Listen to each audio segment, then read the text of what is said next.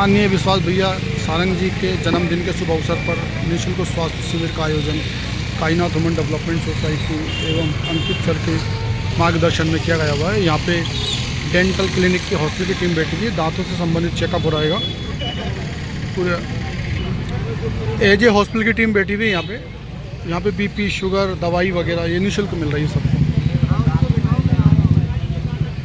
एजे hospital की team बैठी हुई है यहाँ पे। शासकीय मलेरिया डिपार्टमेंट की टीम बैठी हुई है यहाँ पे, मलेरिया डेंगू की जांच हो रही है। प्रकाश नेत्रालय एमपी नगर की टीम बैठी हुई है यहाँ पे। आँखों से संबंधित चेकअप हो रहा है यहाँ पे। ये हमारे आदरणीय पार्षद जी बैठे हुए हैं यहाँ पे। इन्हीं के मार्गदर्शन में यहाँ पे कैंप का आयोजन किया गया हुआ है। स्वस्थ भारत के निर्माण में सहयोग करें, अपना चेकअप ज़रूर कराएं।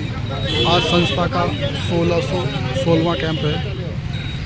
कायनात human development society Bajeria office.